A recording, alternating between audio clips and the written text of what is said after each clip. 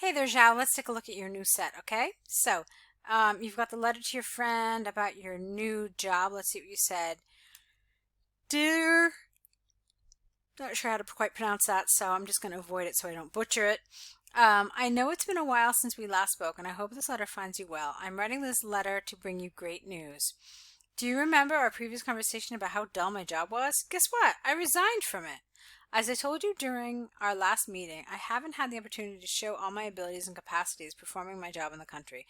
My work was basically answering phone calls and writing down messages from my manager. Since I knew that I was capable of doing more than that, I have just quitted. Okay, this was wonderful until that last little bit here.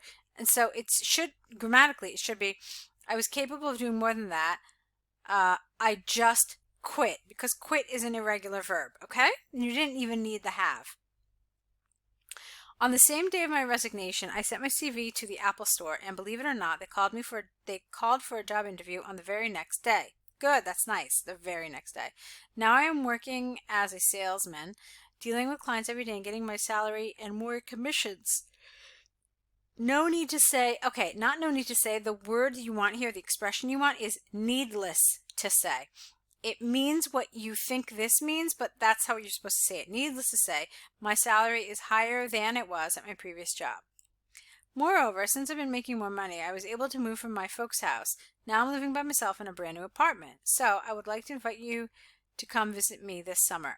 It'll be great to catch up again soon. All the best. All right, Joao, I thought this was wonderful. I loved the tone of it. Like, it actually was very convincing that you were speaking to a friend, and that's really nice. Sometimes, it gets a little mixed up here and people get a little too formal, a little too stiff. But I thought your tone was great. It was consistently friendly. It was consistently informal, except for a couple of little places. Like, let me give you an example. Moreover is a really formal linking device. So you could have avoided it, all right? Things like furthermore, moreover, they just sound rather formal. So avoid them in a letter like this. You could have said, what's more, or maybe even additionally would have been a little better. It's a little more neutral than moreover is. Okay, so just to give you a couple of ideas here. Moreover definitely felt too formal. I thought the rest of it was great. Any little other errors that happened, I already explained to you, I already told you. So I thought this was wonderful. I thought this was a great letter. You covered all the points. So nothing else really to talk about. I thought you did a great job with this. Okay, let's take a look now at the essay about international and domestic travel. Let's see what you said. Okay, people choose to travel during vacations in order to treat themselves after a whole year of hard work. Because of that, international and domestic trips are getting more popular every year.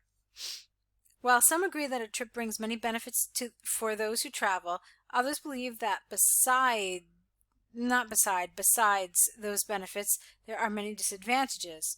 This essay will discuss both the advantages and disadvantages of traveling. All right, that's fine. This word was a little awkward here. Others believe that besides those advantages.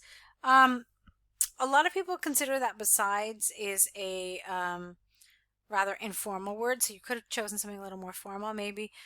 In addition to would have been nice here, maybe. Or apart from those benefits, there are many disadvantages. That would have worked as well. Okay, let's move on. Other than that, I thought you did a great job. You didn't include your opinion. You weren't supposed to, so well done. It is undeniable that there are drawbacks for those who travel. One of the main disadvantages about traveling is the spending of money. Everything that you do on a trip, even on low-cost trips, will cost something, from the hotel to any meal that you have. In addition to that, when a person decides to travel a long distance, the airplane tickets are extremely expensive, and moreover, the seats offered are very uncomfortable. Many of these drawbacks create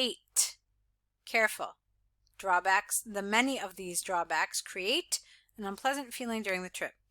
All right, we'll talk about this in a minute. I thought it was fine, but we'll talk about it, okay? All right. However, there are more beneficial aspects from trips than disadvantages. The first good aspect, you didn't have to, well, unless you were doing it on purpose, aspect. I guess it's okay. It almost sounds like you did it on purpose. Is a chance to take a break from your regular routine. This kind of experience is only possible when you go to a whole different place than your region or country. Another advantage of, not from, another advantage of traveling is the opportunity to know an unknown culture or habit from a different place. Those experiences of relaxation and experimentation are only available for people who travel. Okay, that was good. In conclusion, there are advantages and disadvantages for those who choose to travel. Nevertheless, no matter how many drawbacks a trip has, anything overcomes the advantages. No matter how? That doesn't make sense. No, nevertheless, no matter how many drawbacks a trip has, anything overcomes the. That doesn't make sense. You mean something else here.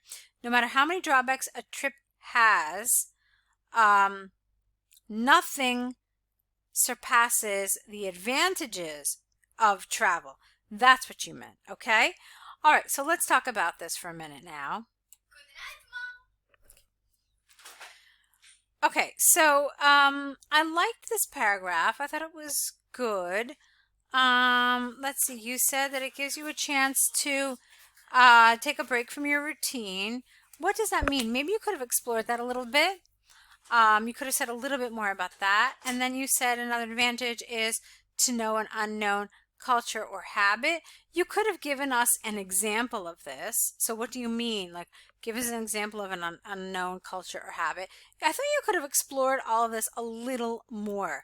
I mean, what you wrote was good. It was well written and so forth. But I thought you could have developed that paragraph a little more. Now, as for this, think about what a disadvantage is. A disadvantage of travel, you said that it was money because everything costs a lot of money. The way you phrased it, though, it's almost as if it's more of an inconvenience, not a disadvantage. So when I think of a disadvantage of travel, I think of things like the environmental pollution that occurs as a result of travel, like airplanes, okay, or cars and all the modes of transport that we use in order to travel. That's a disadvantage. Or I think about the spoilage of the actual area, okay, the actual tourist spot, because of the onslaught of tourists. Okay, those for me are disadvantages. When you talk about the fact that it costs money, this is really just an inconvenience if you really think about it.